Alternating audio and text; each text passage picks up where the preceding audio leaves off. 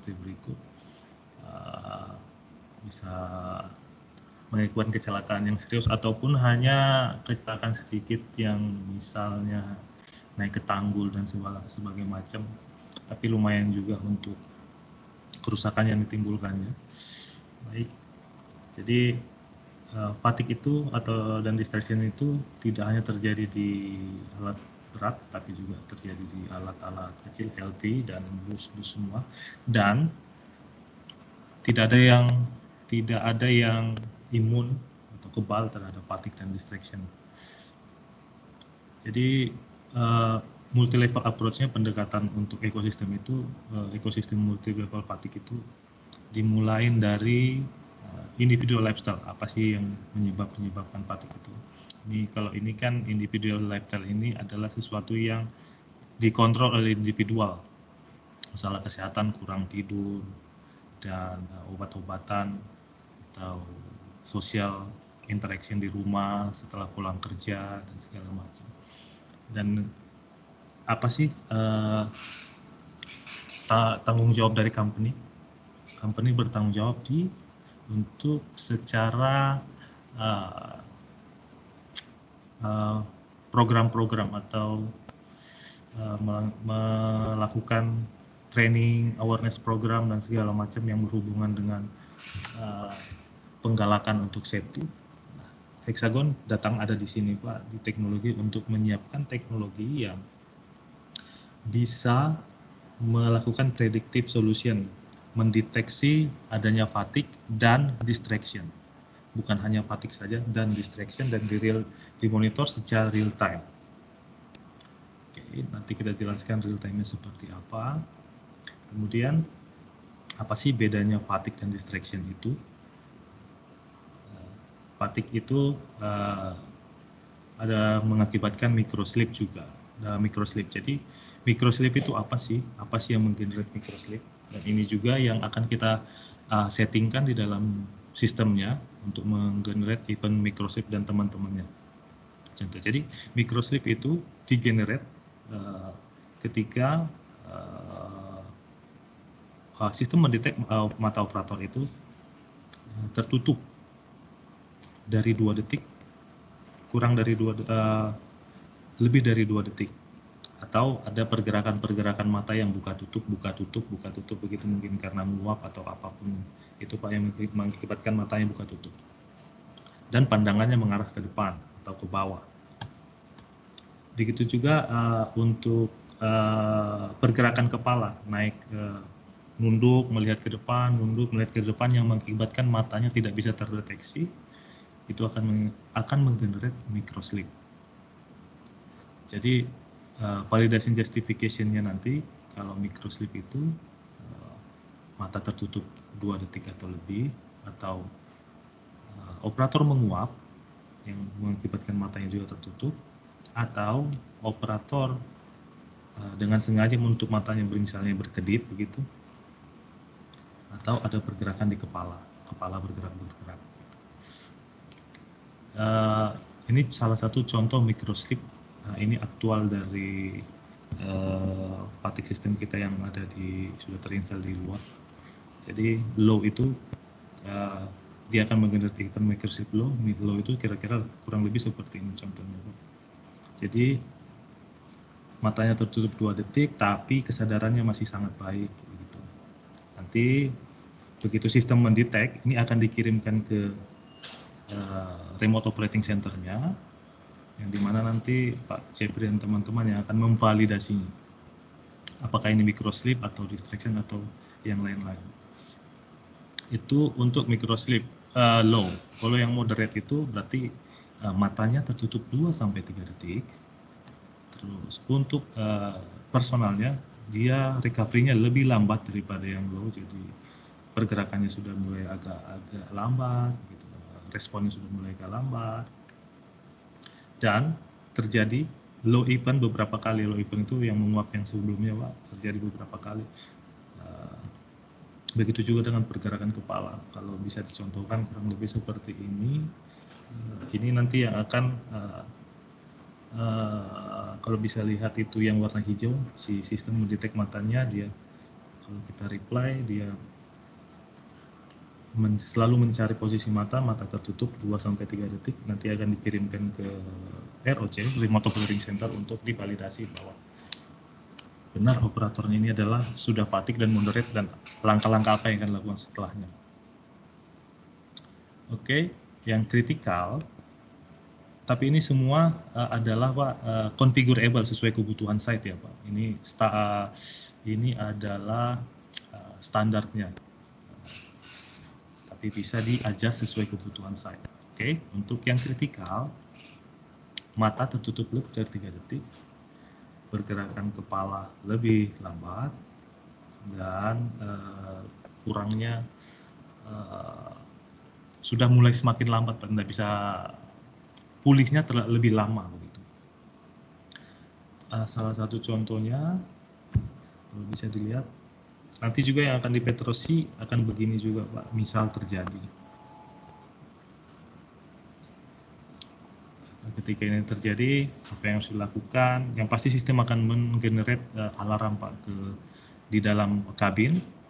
Ketika dia mendetek operator fatigue atau microsleep, dia akan menggenerate alarm dan akan menggenerate vibratornya. Vibrator di kursi akan bergoyang, bukan bergetar.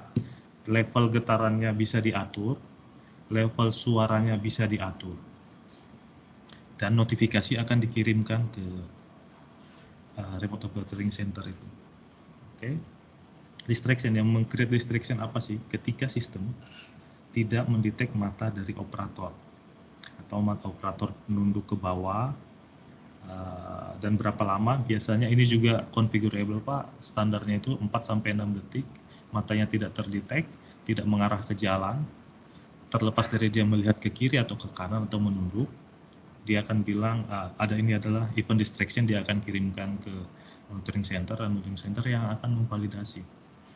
Dan biasanya ketika distraction, defaultnya hanya akan ada alarm, tidak ada getar, tidak ada vibration, hanya ada alarm. Tapi itu pun configurable sesuai kebutuhan.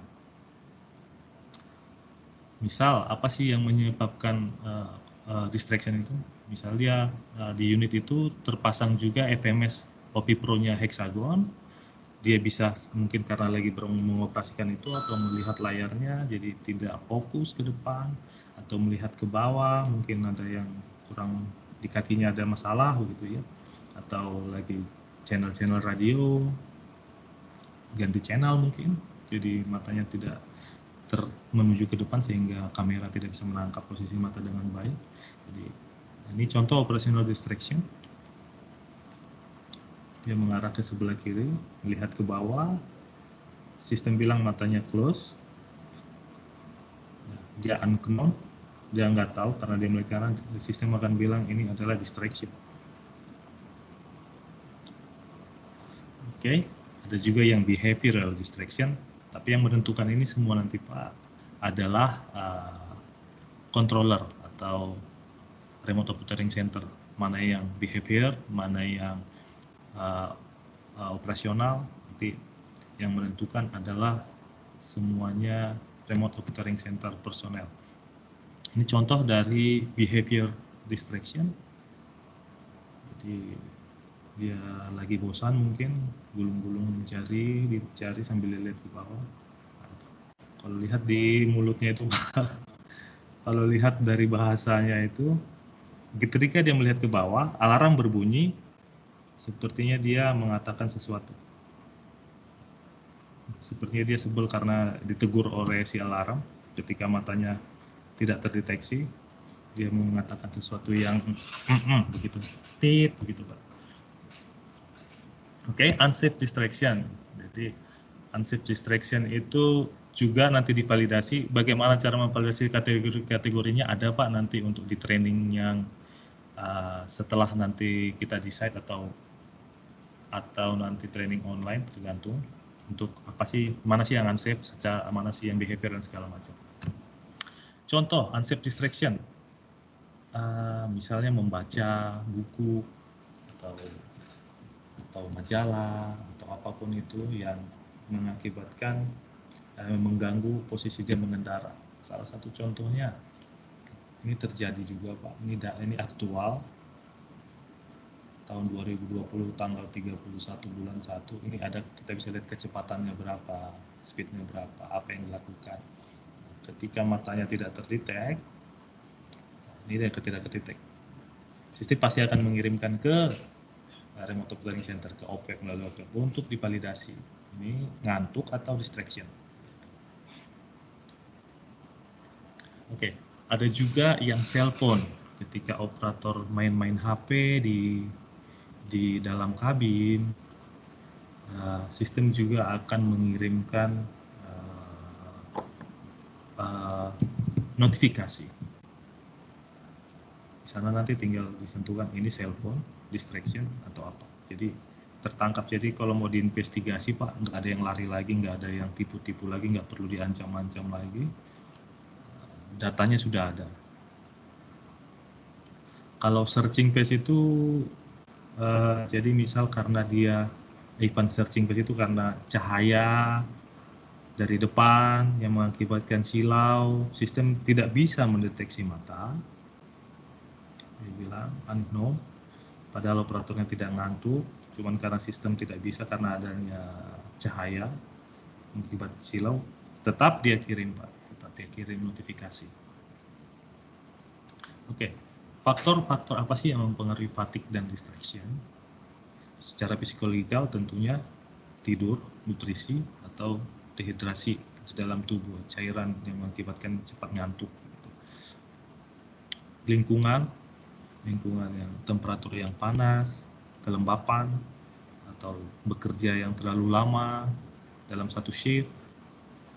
Dan secara psikologikal, mungkin ada gangguan di rumah, depresi, atau ada gangguan sakit yang mengakibatkan orang lebih cepat mengantuk. Oke. Impact dari fatigue dan distraction tentunya insiden yang minimal terjadi itu, yang biasa terjadi itu ya naik tanggul Pak, naik tanggul di mana-mana tuh umumnya sih itu. Kita akan coba prevent itu dengan OAS kita ini Pak. Simptom atau fatigue dari distraction itu, beberapa simptomnya itu adalah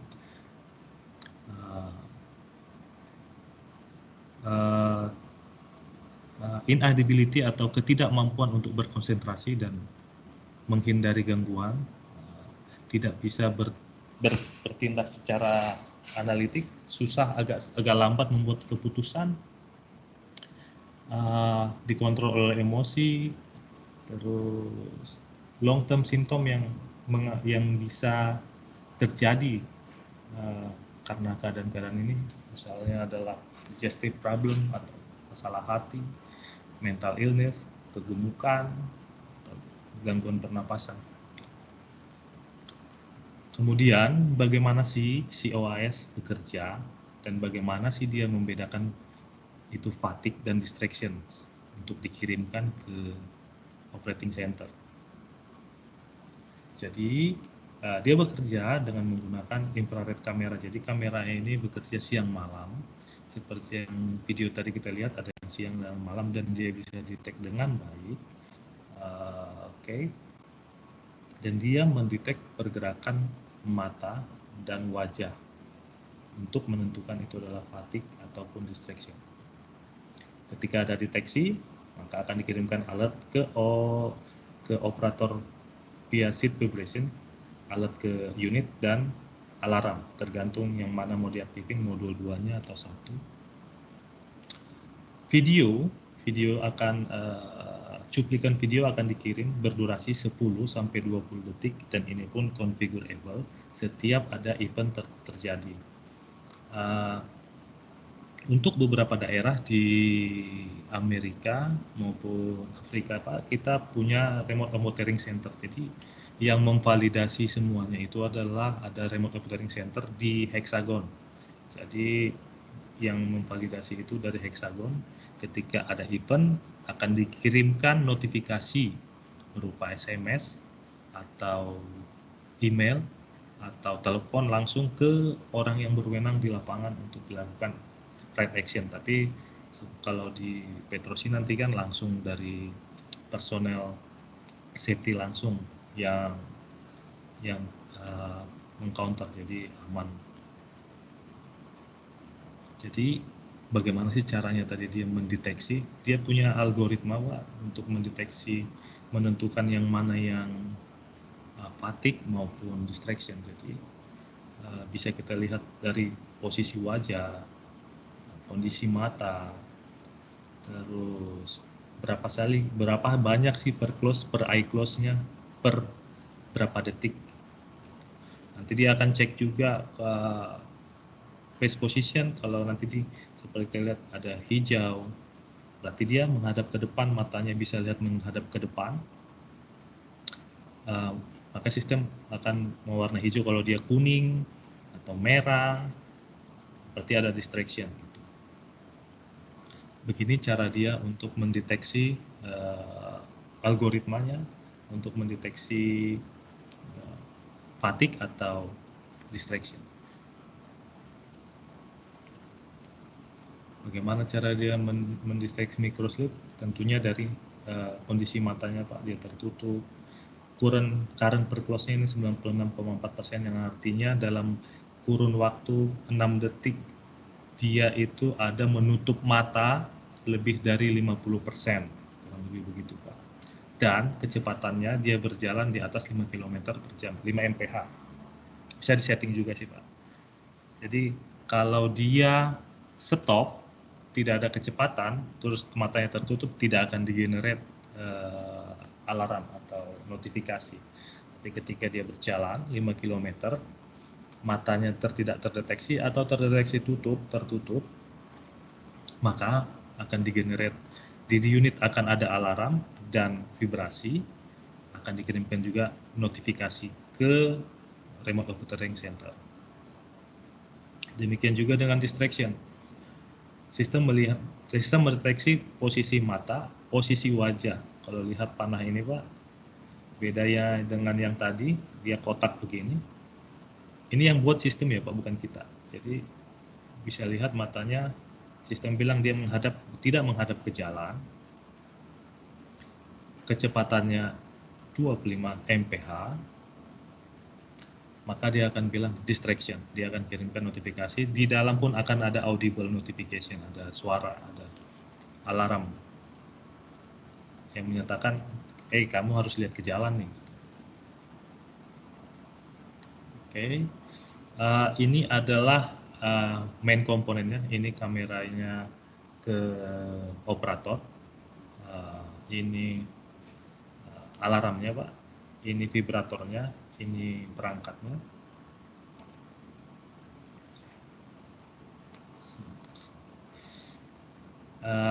Kalau di sebagian kita bisa pasang 2 kamera Pak untuk di heavy equipment atau di truk. Jadi satu menghadap ke operator, satu menghadap ke jalan. Jadi ketika katakan ada accident, kita bisa lihat apa sih yang terjadi di depan, di jalan, dan apa yang terjadi di kabin secara bersamaan dia merekod. Oke, jadi instalasi di dalam kabin itu kurang lebih seperti ini Pak. Ini ada vibratornya, speakernya, ini fatigue kameranya,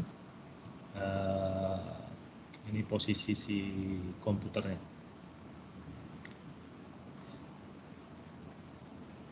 Jadi prosesnya kurang lebih seperti ini Pak. Jadi operator fatigue detect, dikasih, ketika ketemu fatigue dia akan kasih vibrasi dan suara, dan akan dikirimkan notifikasi ke dalam webnya si operator di remote operating center di sini, dan kemudian akan divalidasi apakah benar notifikasi itu adalah fatigue atau microsleep atau distraction.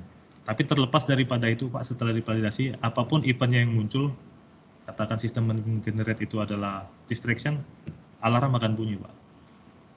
Kemudian divalidasi di sini, ketika itu benar microsleep, low, moderate atau high, apa yang terjadi dari sini. Setelah di accept itu nanti SOP-nya yang akan kita bicarakan dengan Pak Pak Jeffrey and Friends.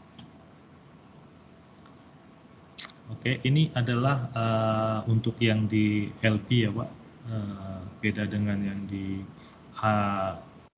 heavy equipment. Ini yang yang biasa kita pasang di LP atau di bus. Jadi semuanya integrated, kameranya, speakernya, dan dia tidak ada getar. Ini contohnya untuk di LP jika diperlukan.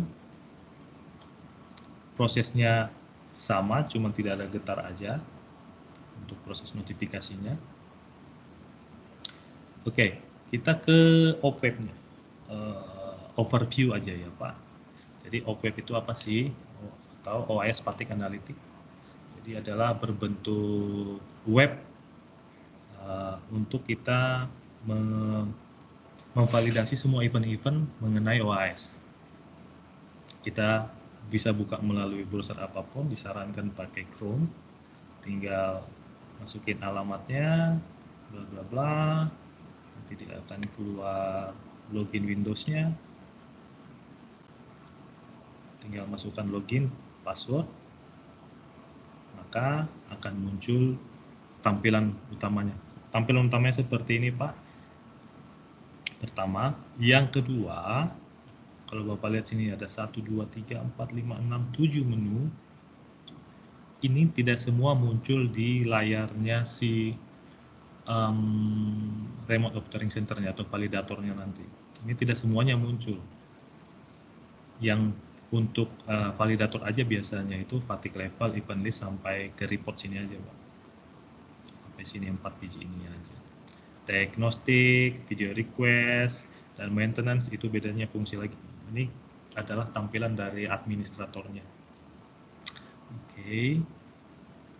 Jadi di fatigue level ini apa yang bisa kita lihat? Fatigue level ini kita bisa melihat semua event-event fatigue yang ada yang terjadi sekarang maupun historicalnya. Event list adalah kita bisa lihat secara list event-event apa aja kita bisa sorting juga. Nanti kita tunjukin ya Pak. Map. Kalau map kita bisa lihat nanti ketika event distraction atau microslip itu terjadi, adanya di daerah mana sih di jalan, misalnya di jalan tambang itu nanti kita bisa overlay, kita bisa ada kayak heat map-nya gitu. Report, berisi report mengenai event-event yang terjadi satu hari ini. Nanti kita lihat reportnya seperti apa. Diagnostik ini berhubungan dengan diagnostik yang di unit. Maksudnya itu misalnya, unitnya nokom, atau GPS-nya tidak beroperasi, atau vibratornya tidak menyala, atau suaranya atau buzzernya tidak menyala. Nanti kita bisa dilihat di diagnostik. Video request ini biasanya Pak tidak semua diberikan ke semua, hanya ke orang-orang yang punya khusus atau wewenang khusus. Kenapa? Misal terjadi sesuatu, maka dibutuhkan video tambahan karena yang snapshot itu Pak yang divalidasi itu tuh hanya sekitar 10-20 detik durasinya. Kalau ingin video setengah jam, misalnya kalau mau kita lakukan investigasikan, coba dong video ketika dia dari dampingan atau dari loading point sebelum eksiden atau sebelum kejadian, kita pengen lihat sih apa sih yang terjadi kan gitu. Ada di video request ini Pak, kita bisa request video setengah jam, 1 jam ke belakang kita bisa request. Oke. Maintenance. Maintenance ini untuk administrator isinya lebih kepada bahasa pemrogramannya Pak, untuk setting-settingnya. Oke. Ini contohnya Pak, overview aja, fatigue level. Jadi kita bisa lihat ini adalah screenshot yang akan dikirimkan setiap 60 detik ke OPEP-nya, ke operating center-nya nanti, dan kemudian akan divalidasi. Jadi semua yang ada event akan dikirim Pak. Kalau bisa dilihat di sini, berarti misal ini Bapak ini berarti T412 ini sudah ada event beberapa kali yang moderate dan high, atau sudah fatigue banget gitu di sini. Ada juga yang di bawah ini dia masih aman-aman, terus ada satu kuning, kemungkinan dia distraction, atau mungkin juga dia low microslip. Itu yang bisa kita lihat di sini, dan nanti ketika kita klik Pak untuk kita validasi, nanti kita bisa tentukan, oh ini adalah microslip, oh ini adalah low, oh ini adalah distraction. Nanti kita bisa lihat situ. Nah, kalau ada event baru, dia akan ditandain dengan begini Pak, yang belum direview. Event baru yang belum direview, dia akan ada balon merah begini. Kalau ada 2 event di T419 ini misalnya yang belum terreview, akan ada 2. Kalau di masing-masing ini ada event yang belum direview, maka masing-masing akan punya balon merah dengan angka berapa event yang belum direview. Dan ini harus segera direview harusnya Pak, karena ini adalah event kritikal. Seandainya benar terjadi kritis, di dalam unit alarm sudah berbunyi pun masih tidak terasa, misalnya kalau tidak cepat dari ROC. Nah, ini contoh dari event.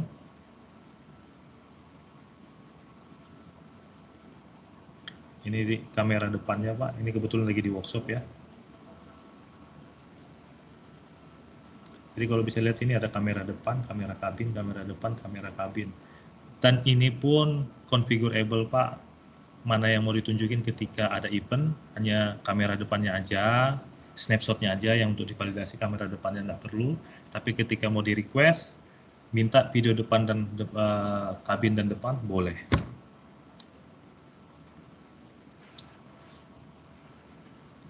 Ini kalau melihat fatigue levelnya berarti sudah ada beberapa kali dia fatigue. Nah, di sini kita bisa lihat ada microslip, microslip, microslip 3 kali.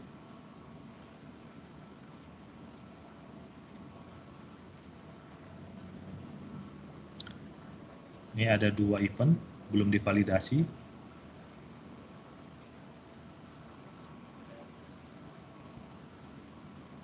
Ketika diklik, kalau bisa dilihat ini masih ada pending review, sistem katakan ini ada event microslip 2, tapi masih statusnya pending review, membutuhkan action dari ROC untuk memvalidasi benarkah itu microslip atau bukan.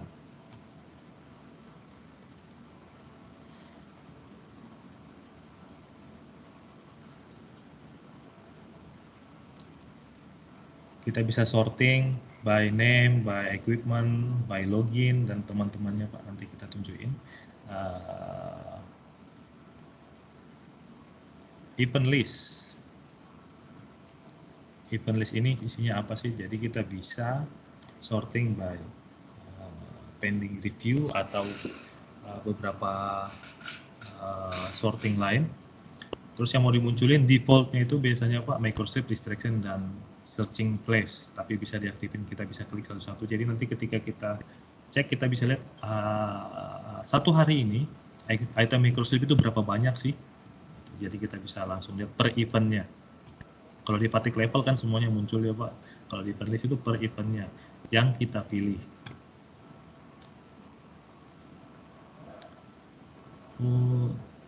Kita cepatin aja ya Pak, 2,5 jam, mana tahu ada yang mau tanya sambil kita ini nanti praktek langsung. Untuk map itu, ini kalau kita map overhead, jadi kita bisa lihat misalnya contoh T719 ini ketika ada microslip, event microslip, nah seperti ini warna biru ini event microslip, di mana aja sih terjadi event microslip yang sudah tervalidasi, kita bisa lihat.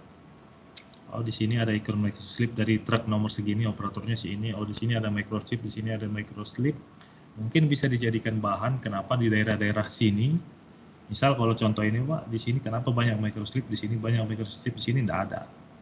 Nah, begitu mungkin bisa jadi bahan untuk perbaikan atau bahan analisa.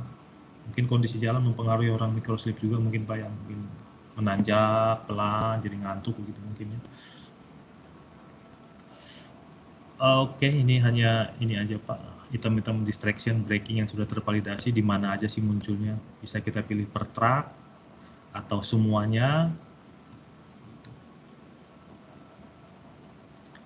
Oke, report ini sama seperti, jadi di report ini Pak kita bisa pilih tentunya by tanggal, terus kalau bisa dilihat ini per hari dia Pak, ini tanggal 7 bulan 7, tanggal 7 bulan 8, di tanggal 7 bulan 7 ada berapa kejadian, ada 14, misalnya ini adalah fatigue low, 3 kritikal, misalnya 10 non event, 12 itu adalah distraction. Nanti kalau kita klik kita bisa lihat semuanya Pak, nanti sambil kita praktekin.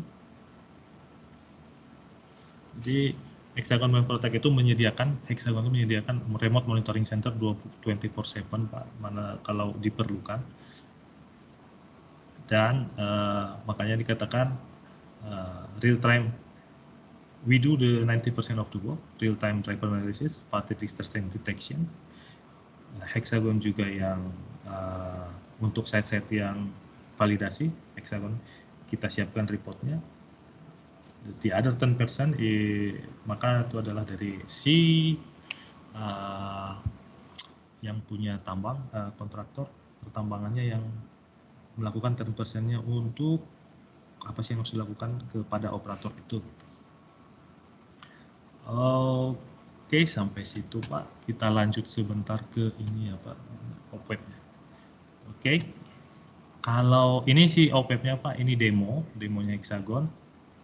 Kembali lagi, ini ada 3, 4, 5, 6, 7, 8. Jangan diingat-ingat ini Pak, ini buat nggak semua akan dimunculkan, tergantung user. Jadi ini adalah contoh dari OPWeb. Kalau bisa dilihat di sini ada satu item yang belum tervalidasi. Kalau saya klik, dia bilang itemnya microslip, masih pending review. Nah, dia matanya melihat ke bawah kan Pak, dia lagi main HP. Nanti kalau saya bilang cellphone, begitu saya create cellphone, saya perlu kasih komen tidak? Komennya apa? Lihat HP, terus saya confirm. Ketika saya confirm, apa yang terjadi? Sistem harus ngapain? Kirim SMS, terus apa yang harus dilakukan oleh si next step yang dilakukan oleh si controller. Itu untuk di fatigue level ini Pak, dan dia bisa bersifat historical.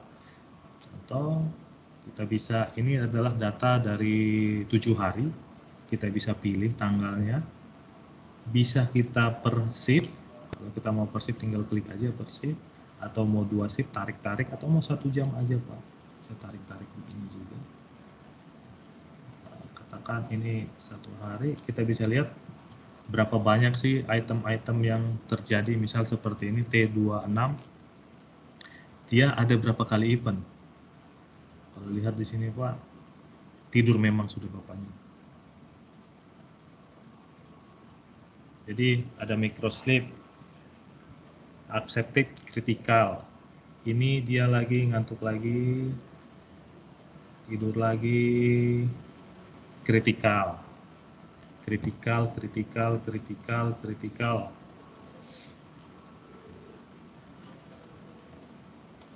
Jadi itu yang ada di event fatigue level ini Pak. Bisa kita filter, kita cari langsung namanya, bisa kita sort by priority-nya, yang mana yang paling banyak kejadian, atau login time, siapa yang pertama login, atau snapshot terbaru. Snapshot itu maksudnya ini Pak ya, yang ini snapshot. Ini ada gambarnya, bisa dimunculin snapshot gambarnya, bisa tidak, atau berdasarkan siapa yang speednya paling rendah atau paling tinggi, atau berdasarkan event yang paling banyak, atau berdasarkan unreviewed event, dan lain-lain. Itu di sini ya Pak, untuk di fatigue level. Nanti si operating center validator fungsi utamanya di sini Pak, buat validasi. Benarkah ini itemnya microslip atau distraction atau cellphone? Oke, next event list. Event list itu seperti yang sudah kita bicarakan tadi, kita bisa lihat dia by pending review. Kalau kita mau all semua event keluar, Kalau mau hanya yang fatigue aja. Kalau mau yang sudah di accept divalidasi low, dia akan muncul yang low bisa kita lihat.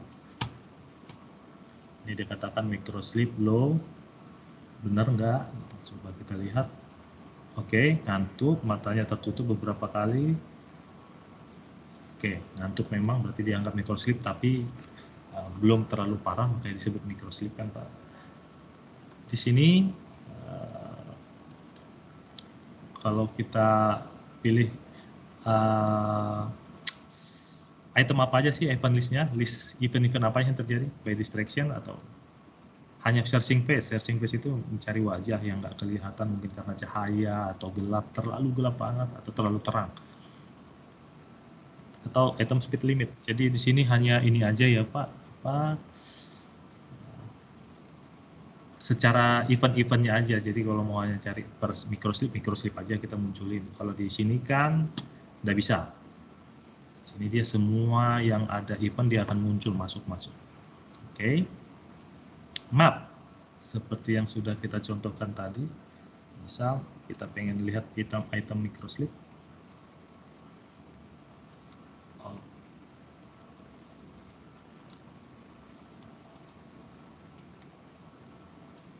Jadi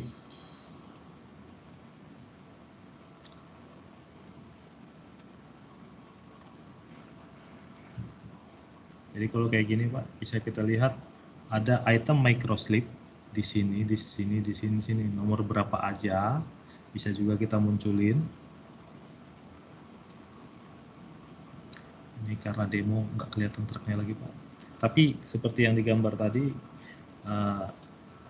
semua ini kita munculin semua item microslip, di mana aja sih yang terjadi, bisa kita lihat ini microslip ada di daerah sini, kita bisa cari truk mana sih ini, kecepatannya berapa, bisa ya Pak. Oke, kita juga bisa pakai playback, jadi kayak ada rekamannya begitu Pak.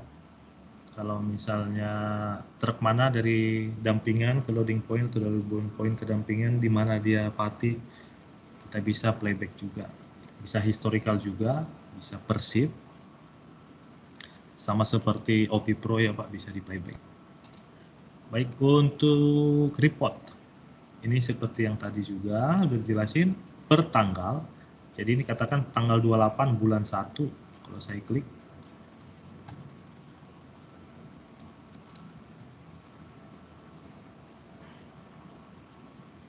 Kalau saya klik dia harusnya keluar Pak, semua item berupa video begitu. Aduh, ini sebentar saya cari yang bisa ya Pak. Ini karena dia demo kadang mau kadang enggak ini Pak.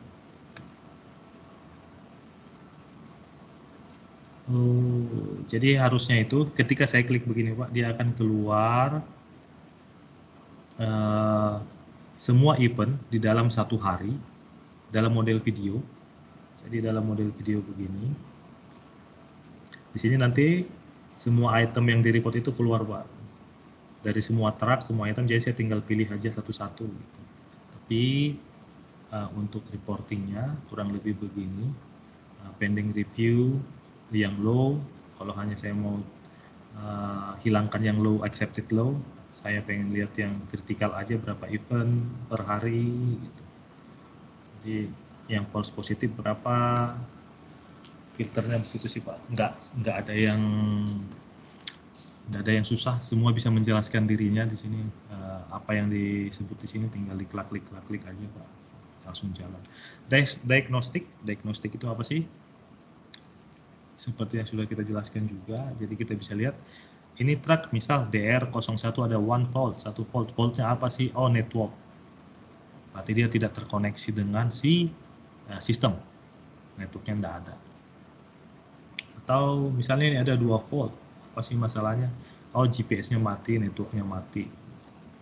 Atau mungkin ada juga nanti yang ketemu, oh vibratornya mati atau kameranya mati, harus segera kita perbaikin Pak.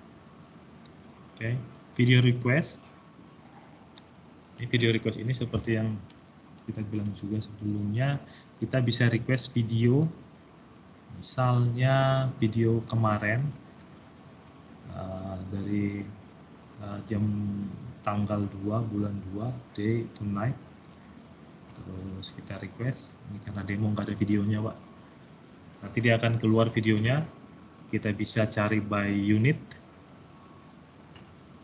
Ini tampilan punyanya Petrosi juga belum ada, ini dia, video request. Jadi kalau ada yang request, ini di workshop kita ya Pak, lagi ngetes alat. Jadi ini kan 5 menit Pak nih. Kalau yang snapshot itu, kalau snapshot kan dia hanya 10 sampai 20 detik, ini nggak ada yang lama videonya. Kalau video request kita bisa minta sampai setengah jam pun bisa. Kalau ini kita lihat berapa detik kah? Ini 11 detik aja Pak. Ini yang snapshotnya. Itu bedanya dengan video request ketika dibutuhkan evidence tambahan yang mendukung investigasi ketika terjadi sesuatu. Kalau di maintenance ini lebih kepada administrator, sepertinya tidak usah dibahas ya Pak. Begitu penjelasan dari saya. Kalau ada pertanyaan yang mau ditanyakan Bapak-Bapak silakan. Mas Imam. Ya, baik. Terima kasih Pak Hotman untuk penjelasannya. Jadi demikian nanti sekiranya yang akan dilakukan oleh rekan-rekan dari ERT nanti ketika berhadapan dengan sistem ini. Nah, mungkin nanti untuk lebih detailnya akan dilanjutkan ketika nanti unitnya sudah terinstall dan sesi trainingnya dilakukan lagi seperti itu untuk lebih detailnya. Nah, jadi kalau seandainya ada pertanyaan di saat ini, silakan untuk disampaikan Bapak-Bapak. Baik, Mas Imam. Sebelumnya terima kasih penjelasannya. Ada beberapa hal yang ingin kita tanyakan. Poin pertama terkait webnya. Ini kan secara tampilan dia hanya memunculkan tanda merah dan angka di dalamnya ya. Mana yang belum divalidasi dan yang sudah. Apakah ada fitur pop up ketika ada notifikasi baru dia akan muncul tersendiri? Itu poin pertama. Poin kedua terkait distraction, gangguan. Apakah direkomendasikan menggunakan kacamata saat mengemudi atau tidak? Karena dari beberapa video tadi menggunakan kacamata. Namun apakah menjadi maksimal kegunaan dari kamera ini sendiri ketika kacamata itu digunakan, terutama ketika silau dan kacamata itu memiliki lensa yang dapat memantulkan cahaya.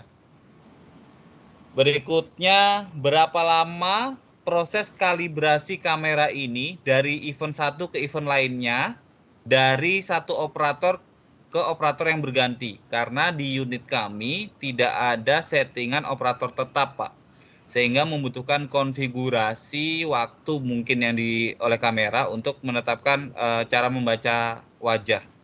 Terlebih lagi ketika saat ini menggunakan masker, seandainya menggunakan masker, berapa lama dia membutuhkan konfigurasi untuk menetapkan wajah itu dapat dikenali kembali.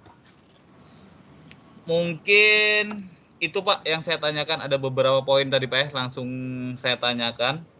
Dan satu lagi Pak, proses P2H-nya apakah ada fiturnya, pre-check event-nya, apakah unit ini berfungsi atau tidak, yang dilakukan oleh operator, atau hanya benar dimonitoring dari fitur maintenance tadi yang dijelaskan.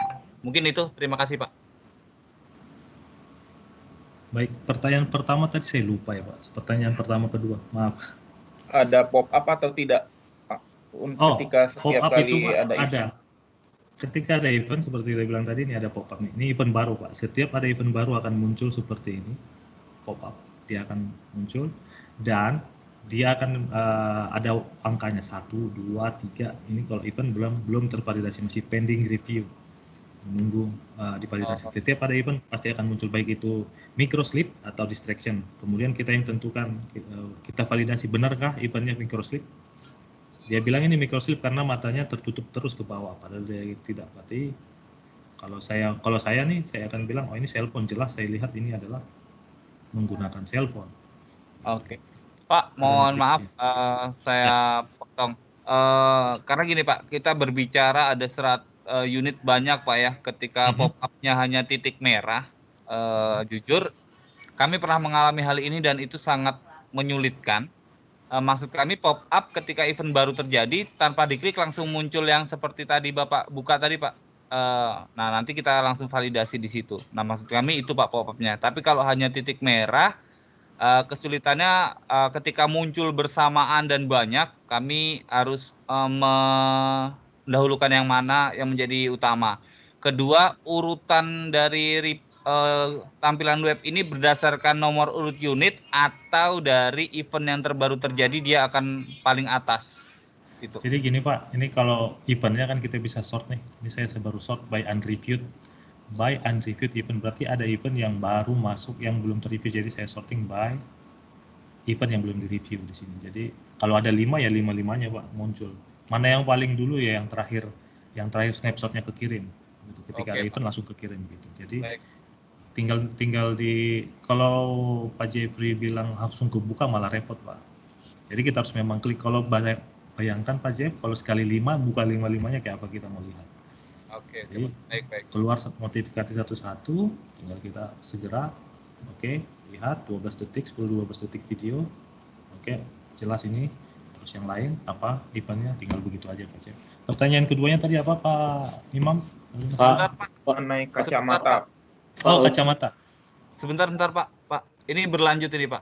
Yang terkait Pak Wak. Berapa lama report ini bertahan di web ini ketika seandainya karena banyak ditangani atau kendala jaringan, report ini akankah tetap terus ada atau dianggap terkonfirmasi secara otomatis? Contoh mungkin dalam waktu setengah jam lewat, maka dianggap konfirmasi dan menjadi tidak bisa kita validasi lagi, atau ada jam berapa maksimal kita harus melakukan validasi? Kalau berapa lamanya itu configurable Pak, defaultnya setengah jam. Configurable defaultnya setengah jam. Mau dibikin 1 jam, 1 harian pun bisa dia tetap nongol di sini. Tapi harusnya sih Pak, kalau ada event nggak lebih dari 1 menit kita sudah harus validasi Pak. Jadi, iya sepakat. Ya gitu. Jadi, kalau untuk batas waktu ini Pak, seandainya jam 12 siang, jam 12 malam atau ganti tanggal, apakah event itu tetap terrecord dan bisa kita validasi?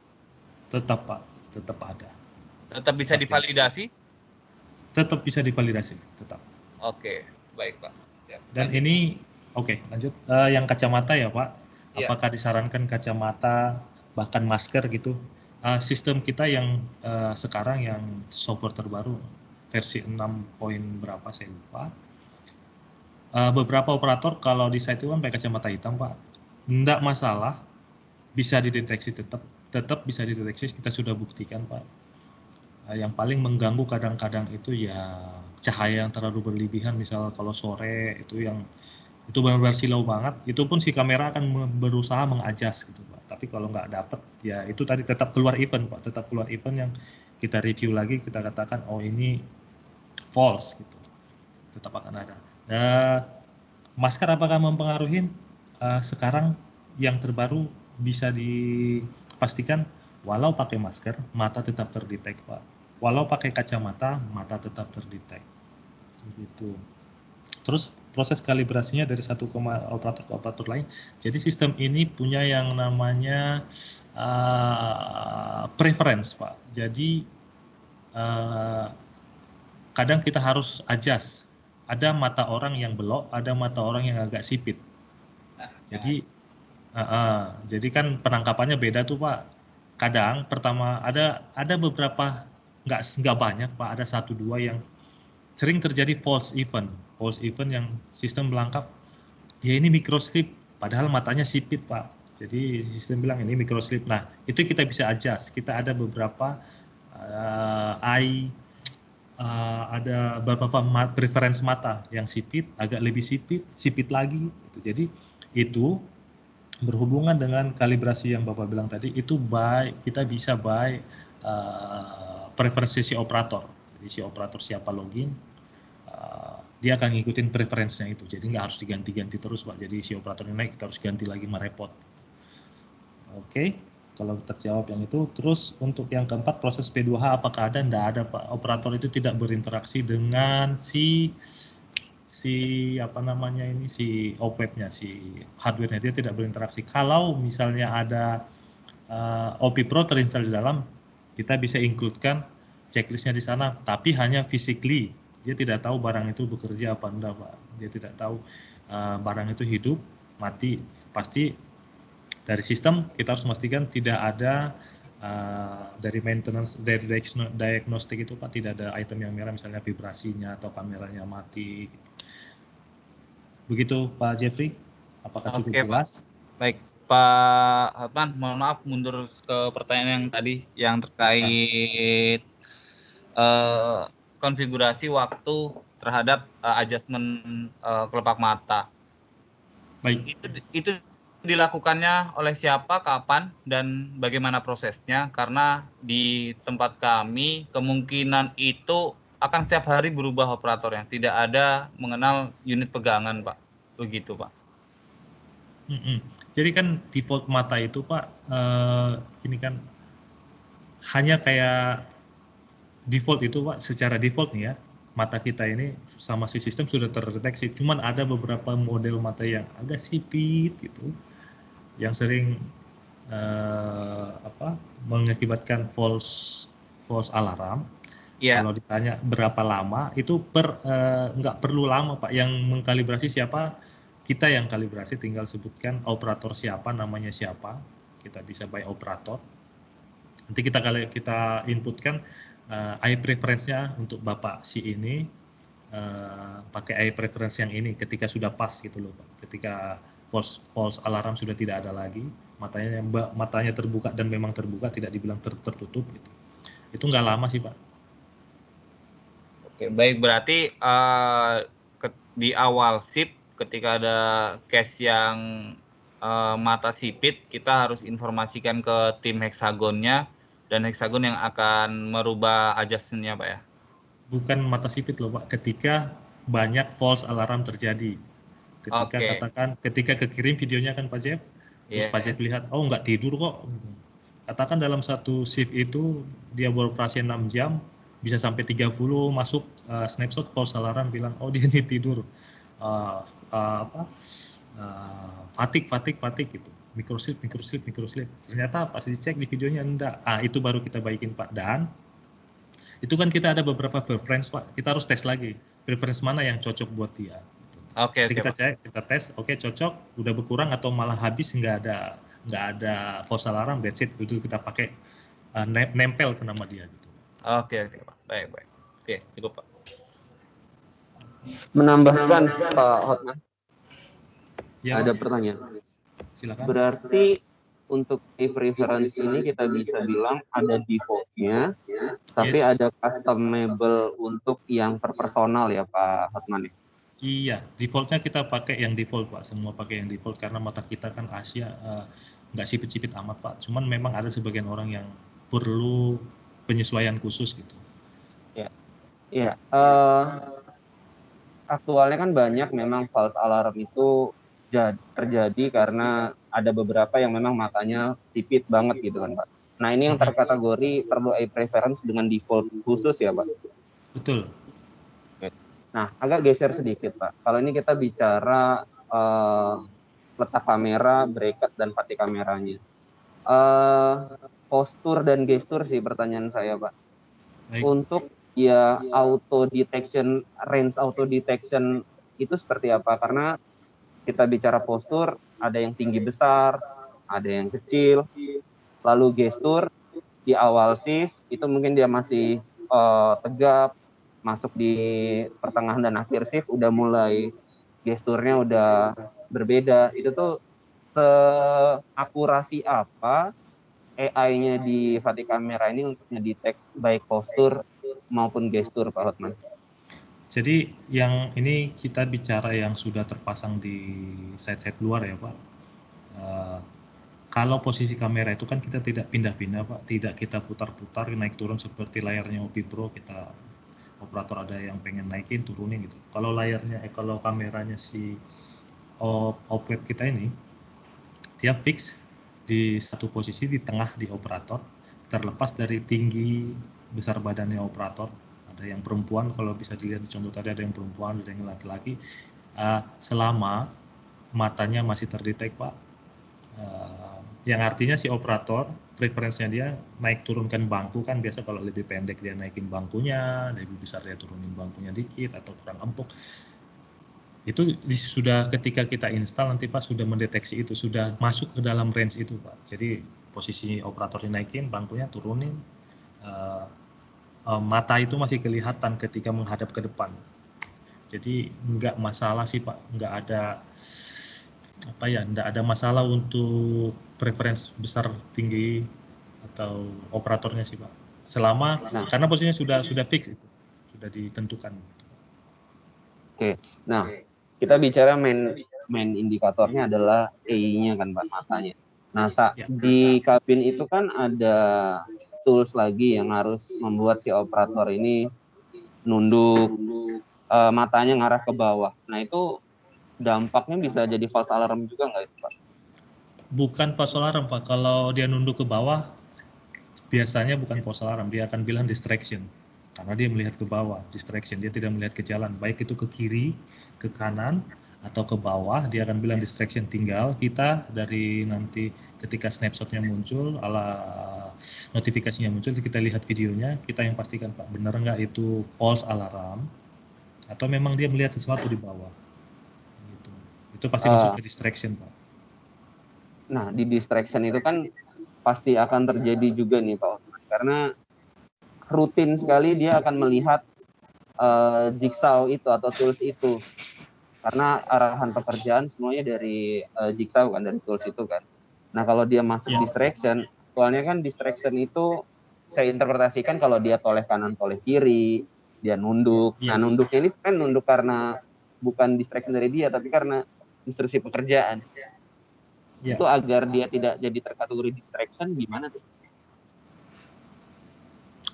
Bisa di setting ini ya Pak, waktu seberapa lama sih, tapi efeknya akan kemana-mana loh Pak. Maksudnya itu kalau mau di setting waktunya, katakan dia tidak melihat ke jalan lebih dari 6 detik consecutively secara terus menerus,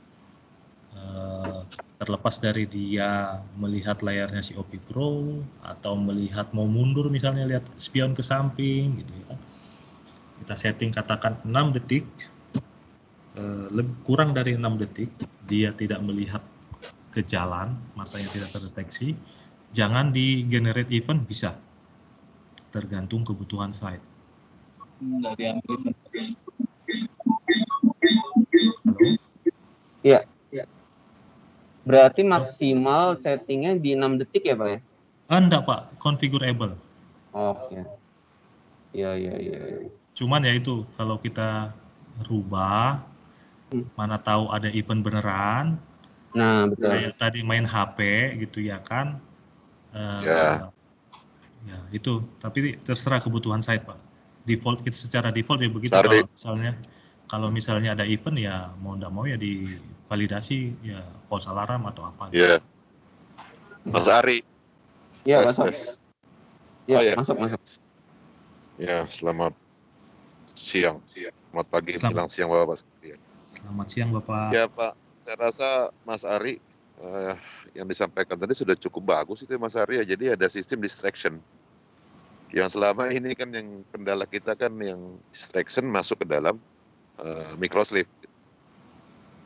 Selama distraction itu ada feature-nya sendiri, tidak masuk ke dalam alert event-nya microsleeve, ya no issue sih Mas Ari.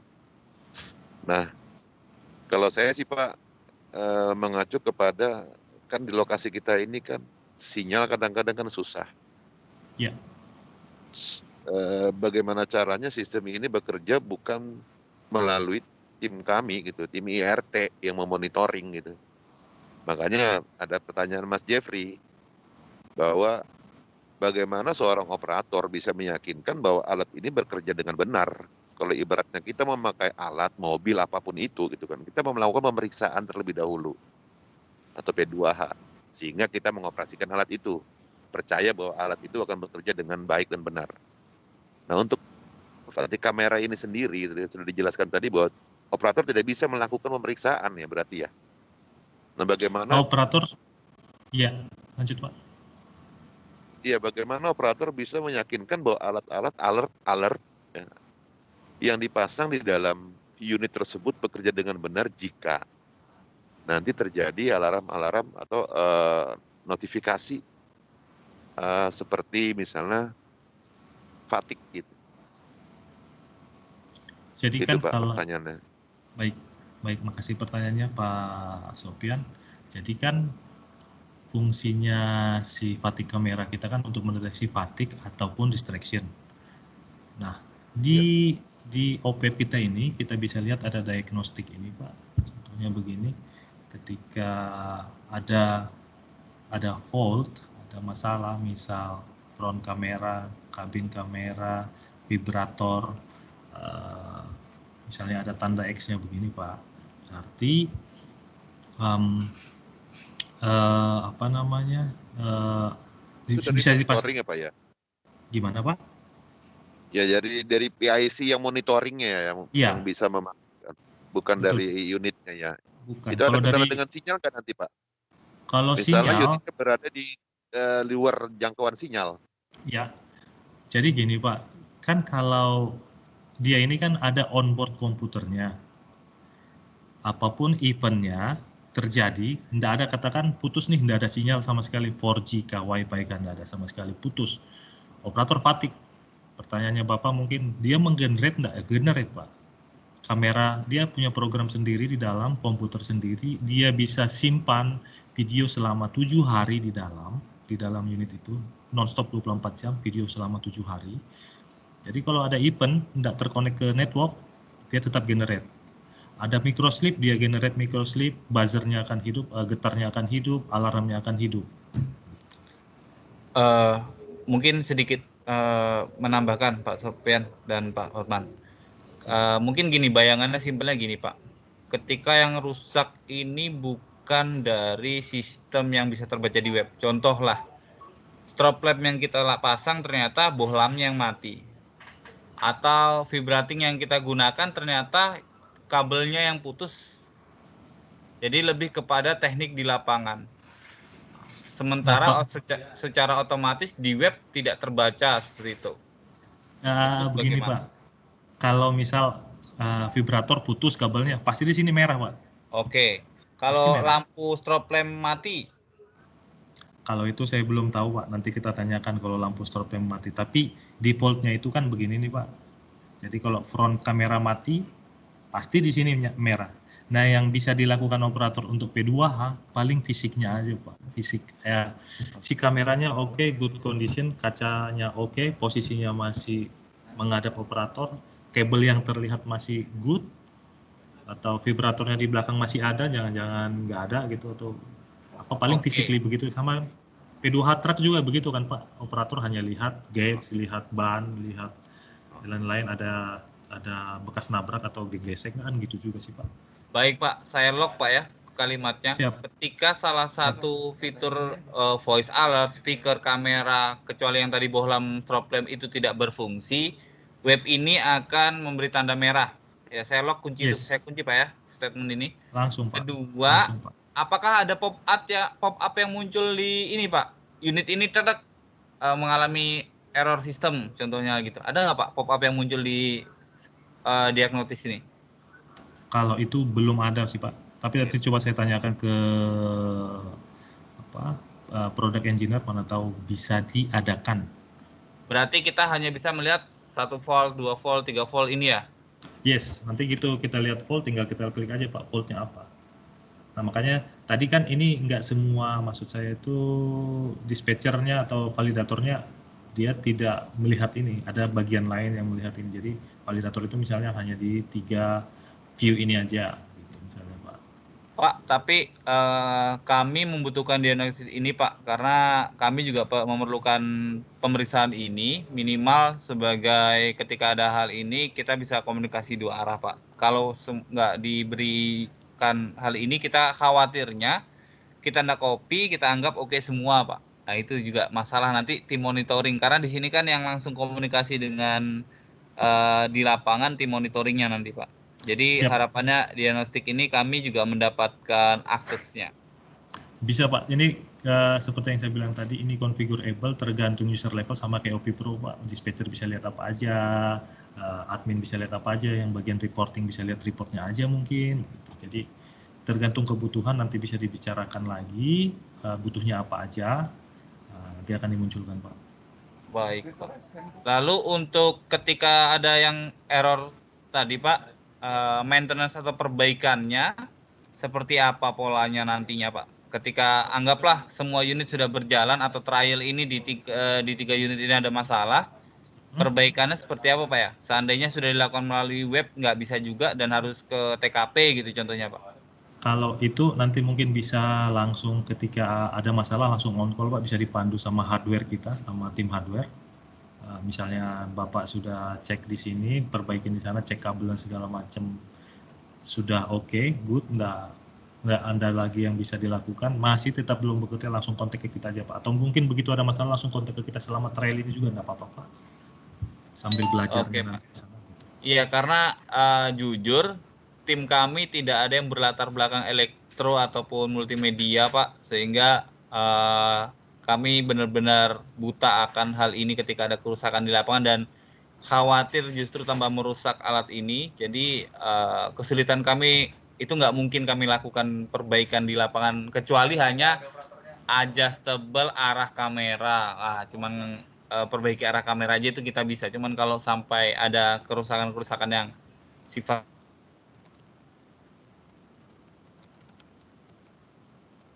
nggak di bidangnya gitu, karena berangkat dari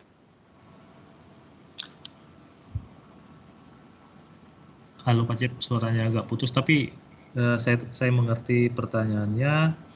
Mungkin bisa langsung ditelepon kita, nanti kita bisa arahkan orang siapa, FMS mungkin, tim-tim FMS membantu.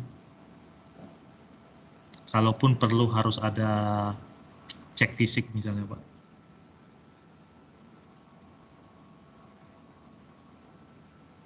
Halo Pak Cep? Ya, halo Pak. Saya lagi Pak di sini Pak. Sorry. Prinsipnya sih Pak. alat ini, halo. Ya yang kita mau mungkin gini ya Pak. Prinsipnya sih alat ini sangat berfungsi sekali bagi para operator. Yang reminder langsung ke operator ya gitu kan. Nah kalau kayak kita ini ya teman-teman IRT ini hanya sebagai pertahanan terakhir. Jadi jika kegagalan operator HD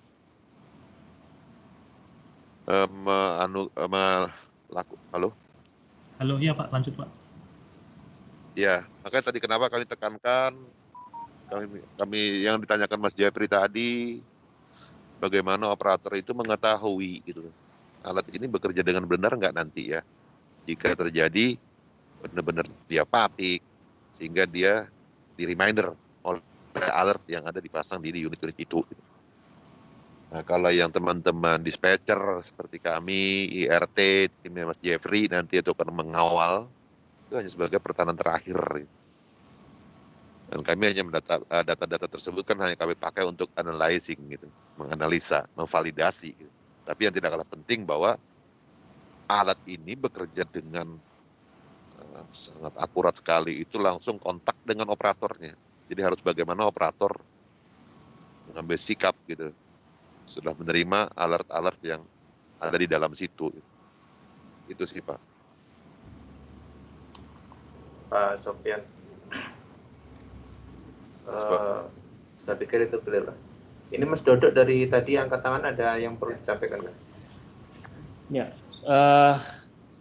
menyambung dengan yang sebelumnya saja Pak. Yang pertama terkait dengan saya terlewat tadi yang pop up tadi. Pop up yang dimaksud nanti itu adalah pop up yang di main screen atau yang harus di subscreen yang seperti ini Pak untuk pop up-nya? Kalau di unit kan Pak enggak ada. Bukan di unit, tapi di webnya Pak. Oh di sini Pak. Ya di sini. Itu di sini main screen. Iya. Di main screen ini Pak. Yang bentuk XX ini udah main screen ya Pak?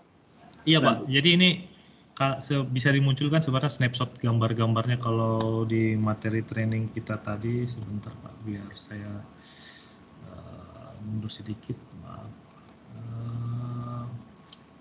Jadi sebenarnya snapshot itu ada snapshot videonya Pak, cuman nggak dimunculin. Ya, gini tapi Pak. bisa juga dimunculin. Ya, poinnya cuma begini aja sih. Poinnya cuma begini bahwa pop-up itu tidak perlu kita klik di subscreen-nya, itu dia sudah keluar di main screen gitu mas saya Pak.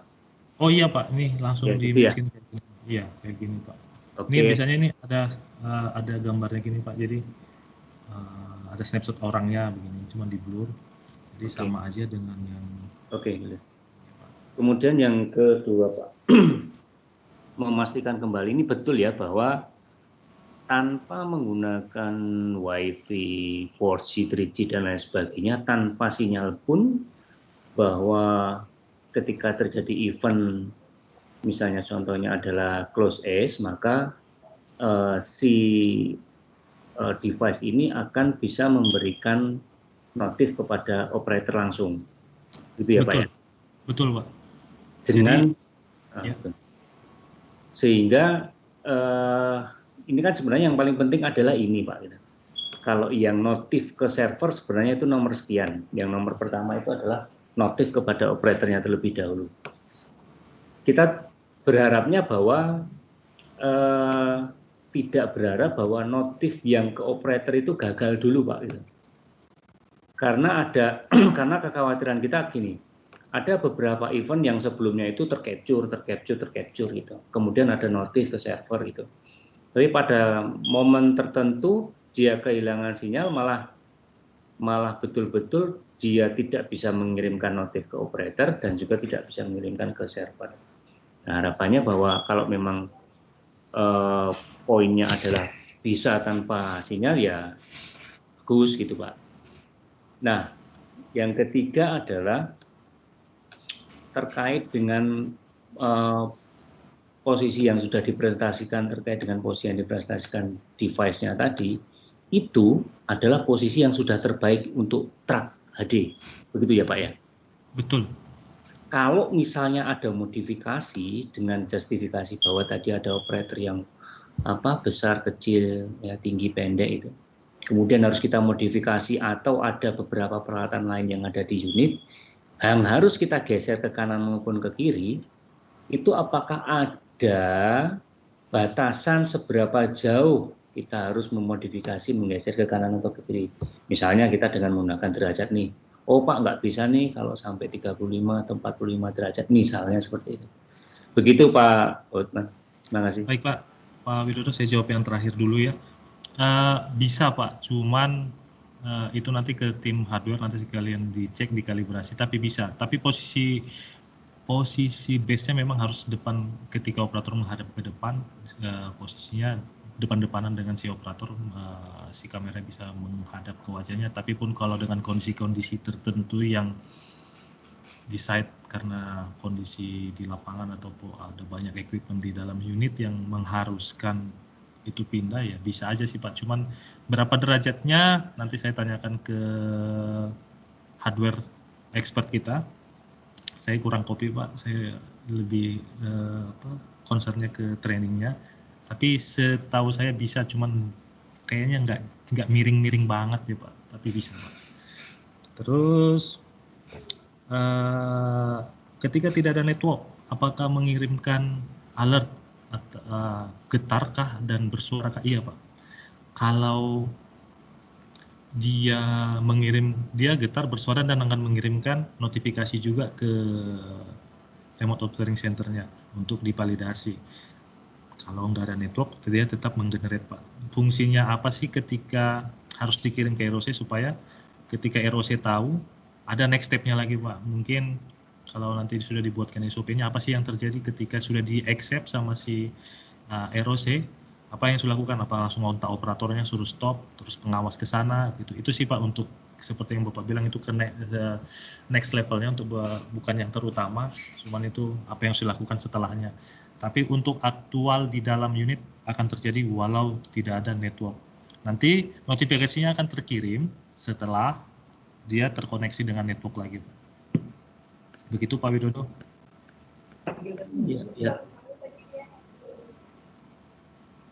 Sama saya tertarik dengan yang tadi Pak, yang bahwa device itu ada problem tadi loh, bahwa dia ada pop-up sendiri terkait dengan bahwa dia tidak berfungsi. Yang tadi sempat ditanyakan Mas Jeffrey apa tadi dalam bentuk besar atau apa tadi? Nanti saya tanyakan ya Pak, kalau itu. Ya, karena itu penting untuk mengetahui bahwa dia itu berfungsi atau tidak untuk segera dilakukan perbaikan. Ya, memang untuk sesi ini kan sesi introduction ya, kawan-kawan. Produknya Hexagon seperti apa dan fitur apa saja yang mampu disajikan. Beberapa concern, saya pikir yang disampaikan Mas Jeffrey, Pak Sofyan, Mas Dodo juga akan di-note oleh kawan-kawan Hexagon ketika memang itu ada menjadi consideration untuk di setting nanti. Ketika itu belum, juga saya pikir juga akan menjadi concern kalau memang harus ada pengembangan yang terkait dengan concern yang disampaikan.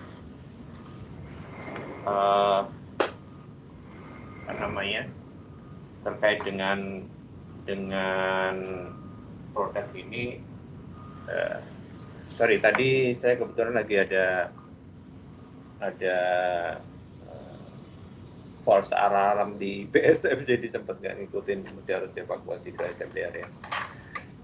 Saya pikir kurang lebih sama lah, dan mungkin ada beberapa hal yang positif di produk ini. Materinya nanti boleh di-share kan Mas Imam, Bapak Hotman? Saya tanya sama tim dulu ya Pak, nanti kalau Ya. bisa share langsung saya share Pak. Ya, oke. Baik, ada pertanyaan lain mungkin Bapak? Silakan yang lain. Izin Pak, sedikit menambahkan terkait lanjutan dari Pak Sriwidodo. Mungkin ini sebagai bekal kita persiapan trial Pak ya, karena jujur untuk posisi yang dipresentasikan tadi sebelah kiri atau di tengah, itulah posisi yang sudah pernah, yang kiri sudah pernah kita lakukan, yang tengah sudah pernah kita assessment. Itu tidak memungkinkannya ditaruh di tengah Pak, karena ada steering dan jika dipasang di tengah membutuhkan sudut yang cukup tinggi dan akan menghalangi. Jadi mungkin bisa menjadi pertimbangan teman-teman Hexagon nantinya untuk mempersiapkan posisi mana yang menjadi alternatif nantinya Pak. Mungkin itu Pak. Kalau ngelihat fisiknya ya, hardware-nya itu agak beda ini. Kalau aku perhatikan yang versi heavy vehicle-nya kan agak kecil itu ya, Pak Hotman ya. Karena dia mesinnya dipisah kan di bawah kan. Kameranya yang dipasang di dashboard itu kan nggak terlalu besar. Kalau yang versi LV-nya gede karena satu set di situ kan. Iya. Sebenarnya kameranya ini lumayan ya Pak. Lumayan. Ini kalau tingginya sekitar 30 Pak ya. 25 Yeah, so lumayan. Yes.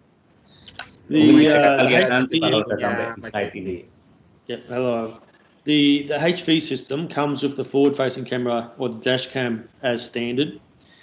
The LV or the light vehicle version does not, although there is now a dash cam available for the LV. It's a optional extra, okay, but we don't have one of those dash cams for the LV unit currently in Indonesia. So, but it is available as an optional extra if you wish that for later on. Shane, Yep. They're asking about the position of the HV camera. Pak Jeffrey was saying that it's not possible for them to put the HV camera right in the middle of the operator. So, Doesn't have to be right in the middle. So it should be. You can see, the image there. It's basically off to the right of the steering wheel a little bit. So as long as it won't be right in the middle. It doesn't have to be right in front of the operator. No, it's just offset slightly, but it still has can see both both eyes, sort of thing. So you don't want it too far away from center, but yeah, it can be at an angle. Yeah, I said that to Pak Jeffrey too, but I don't really sure how much degree to the left or to the right. I said I will ask our hardware team.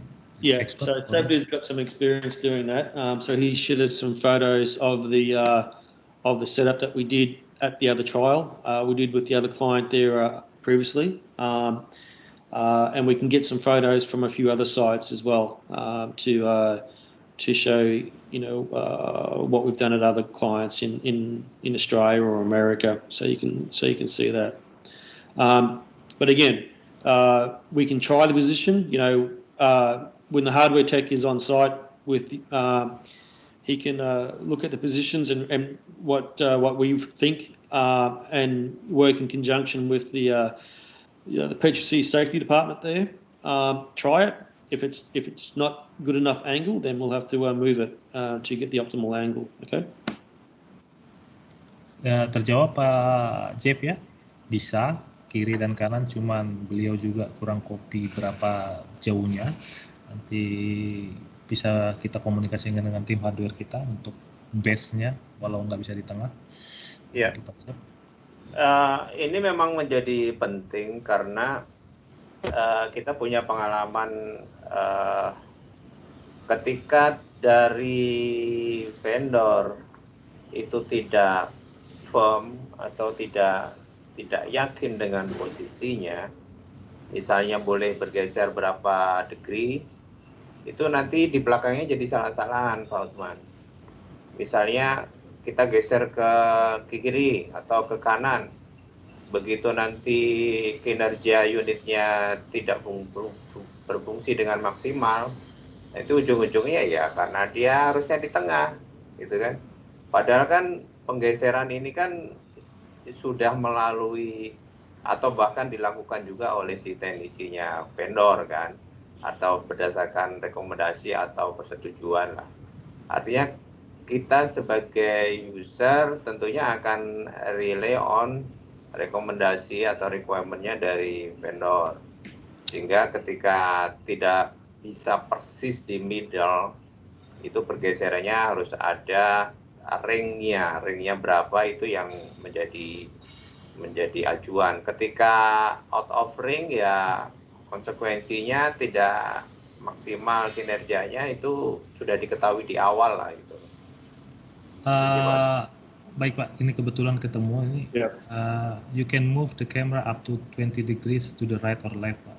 20 derajat dari posisi tengah. Jadi and that angle as well, Hotman. It's going to depend a bit on the operator. Like, look, some operators are small and they will be closer to the steering wheel. They move the seat very far forward. Others will move it very far back. So that then angle is different, compared to the face to the camera, to the center line. If he's very close to the steering wheel because he's moved the seat far forward, that angle is going to be kind of high, right? But if he's moved far back, that angle is more acute, sort of thing. So, and that's part of the positioning of the camera, that we need to look at where operators' seat positions normally are and get the average, what's going to be best for your site. Yeah. Okay. Kalau yang saya tangkap dari Pak Sen, berarti ini adjustable ganti operator bisa di-set begitu ya Pak Osman? Maksudnya itu Pak, jadi kamera itu kan kita set kan seperti dibilang Pak Sopian ya, Pak Sopian tadi, operator kan ada besar, kecil, terus operator juga suka maju mundurin kursi, naik turunin kursi, badannya yang kecil bisa naikin. Nah, kameranya kan fix Pak. Nah, kita harus posisikan kamera itu average-nya rata-rata ketika operator yang besar, yang kecil naik, posisi maju mundur tempat duduknya. Sudah masuk semuanya.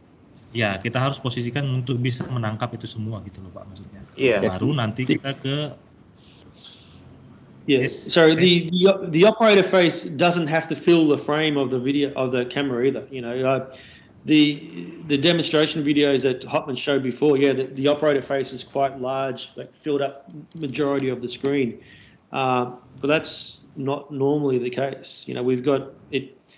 The operator, you know, if it's, it can be like a smaller frame sort of thing, so, and it will still work. So for that allowances. So if you understand what I mean, you know, it doesn't. The operator face doesn't have to fill the full frame of the video. So it will still determine. Yeah. Yeah. Oke.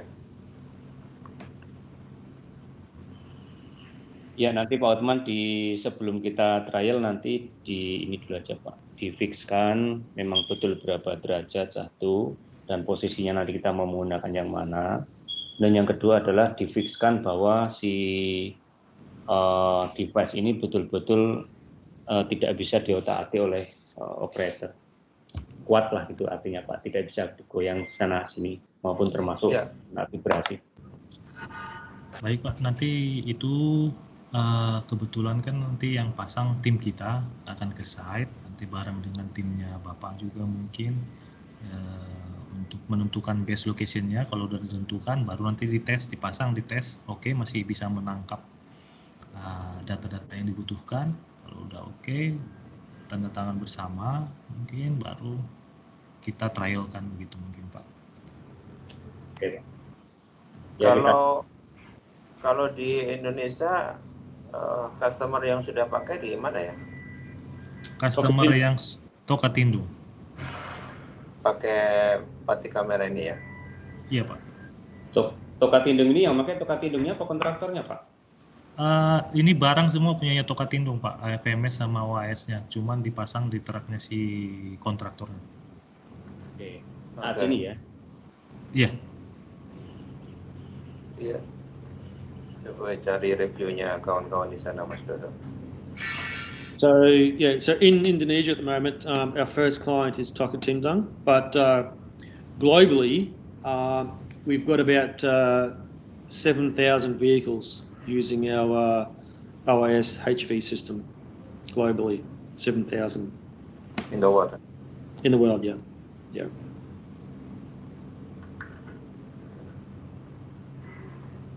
Yeah. So some new developments that have recently been released for this as well. With the OAS HV system, we now have the ability to add a screen to this as well as reverse cameras, for example. So then the operator, all that information then will feed back into the system. You know, if you want to put reverse cameras on a truck, or you can use that same Vision Hub box there onto a shovel with cameras, and that video kind of gets recorded the same as what the operator-facing camera and the forward-facing camera, and it can synchronize all those cameras for fatigue events. As well, we've integrated with our collision avoidance system. So if a collision avoidance system detects an alarm, like a proximity or a near miss with another vehicle, it will then also record the snapshot from the video from the fatigue system. So it ties all that information together. So we have a kind of all-around safety solution. So it's just a matter of adding on different peripherals and the like. So quite exciting stuff. And as Hotman said, we integrate with the core LP unit on the trucks for communications. And the intention will be as well that that integration goes further as well as far as reducing other antennas and the like. So. Ya. Ya, ya kami sih berharap ini akan bekerja dengan baik lah. Hopefully this device will be better than our experience before. As long as I know that I don't know what the price rate, but hope the quality in line with the price. It is. everywhere we've deployed this system and gone head to head with any other system on the market, we've always won based on performance and technical performance, ease of operation, ease of use. We have won every single head to head that we've done in the field. So I think you'll be pleasantly surprised and very happy with the performance of the system. You saw that op web that Hotman went through. You know, it's basically just an internet browser, so you can access that from any computer who's got authorization on your network. So the controller, you know, they can quite easily have multiple screens up, so they can have one screen sorting by name or sorting by event, another screen with the maintenance open and filtered, so it's only showing trucks that are showing some sort of a maintenance event. So again, so that way it's very easy to see. We can also set up the notifications. So once a controller has classified it as low, medium, or critical fatigue event, we can set up communications so that information is then sent via applications such as Telegram to a supervisor's hand phone, so they can then view the video as well as the operator name, the location, the speed, the duration of the events. So your supervisors can have that immediate feedback, and when they go up and talk to the operator, for example, they can show the operator, look, this is the fatigue event we saw. You know, we really think you're critical fatigue and we need to take you off this truck. So, and that immediate feedback to the operators and to your supervisors. I think you'll be very surprised at capabilities and very happy with it. So we look forward to getting it installed and working. So, yeah. Hope so. Ya. Ada lagi? Baik. Ada lagi yang ingin ditanyakan Bapak-Bapak? Cukup, Pak Hotman. Baik, dari Pak Jeffrey dan rekan-rekan di site. Mungkin nanti pertanyaannya keluar kalau udah trial. Iya. Iya. Sudah trial kita. Waktu kita panjang kok Pak, ada 90 hari. Iya. Ya. Kita tunggu saja Pak, nanti kita lihat Baik, mana yang terbaik. Iya. Oke. Mudah-mudahan bisa di-speed up proses administrasinya Mas Imam ya. Ya baik Pak, ini kita baru aja dapat hasil MCU-nya, jadi siang ini kita kirimkan nanti. Nah, ya, gitu. Pak, sekalian mumpung di sesi ini, mungkin jika tahu informasinya, seandainya hari ini dikirimkan, kira-kira keberangkatannya paling cepat itu bisa di tanggal berapa ya Pak? Apakah ada info untuk site? Paling cepat Pak ya, paling cepat kalau Bapak hari ini kirim akan melalui proses verifikasi 1 hari, lalu kami daftarkan masuk FOM di Balikpapan itu 3 hari berikut. Kalau besok di verifikasi lusa atau hari Minggu baru Bapak masuk FOM kemungkinan, kalau kosong bisa langsung masuk. Setelah itu Bapak melalui proses web, menunggu hasil, 2 hari berikutnya baru bisa datang ke set. Sampai di set Bapak nunggu 4 hari untuk di karantina lagi. Jadi berangkat ke setnya itu tunggu swab dari Balikpapan Pak. Oke, baik. Berarti sekitar 1 minggu ya? Mending karantina di Balikpapan aja. Siap Pak, baik. Iya. Baik Pak, kalau begitu akan saya kirimkan nanti siang ini. Berapa orang sih Mas? Nah, jadi ini juga saya ingin minta pendapat dari Pak Jeffrey mungkin ya, yang minta pendapat dari Pak Jeffrey. Nah, dengan penjelasan seperti ini, sekiranya butuh untuk dari Pak Hotman butuh untuk langsung terjun ke lapangan atau cukup dengan online saja Pak? Ini terkait webnya ya Pak ya? Ya, jika memang dirasa cukup dengan dari jarak jauh, maka yang berangkat hanya dari tim hardware kita. Nah, jika seandainya dibutuhkan, maka Pak Hotman juga berangkat. Hardware aja, Pak. Kalau menurut saya hardware aja, nanti terkait dengan Pak Hotman, kalau ada kendala terkait dengan webcam, kita bisa online. Yang penting kita pasang dulu, kita lihat nanti seperti apa untuk cara kerjanya. Dan kendala-kendalanya nanti. Yang P1 dulu aja, Pak. Baik, Pak. Terima kasih. Berarti saya confirm untuk yang keberangkatan 1 orang ya dari tim hardware kita. Begitu ya. Setuju kan Pak siapa? Pak Sofyan, Pak Jeffrey ya? Itu aja ya. Kalau untuk webcam bisa online. Kalau install itu 1 orang cukup kayak itu Pak Imam? Iya, tapi kita butuh supervisi dari tim teknisi, Pak. Biasanya dari FMS seperti itu untuk ya supervisi di lapangan saja. Ini kan yang ini kan hanya masang 3 unit aja kan? Iya. Ya, cepat aja. Yang masang kan orang hardware aja. Iya. Bungkus Mas. Jadi kita bisa support sama grupnya FMS lah. Ya, baik Pak. Terima kasih untuk konfirmasinya. Baik, dari sisi kami tidak ada yang ingin disampaikan. Dari Bapak-Bapak di Petrosi bagaimana?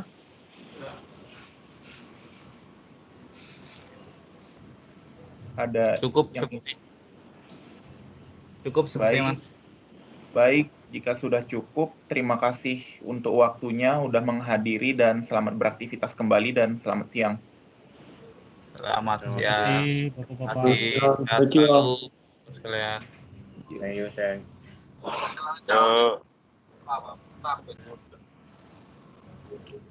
Jeff, ketemu di sana, Fit. Udah nyebrang ini.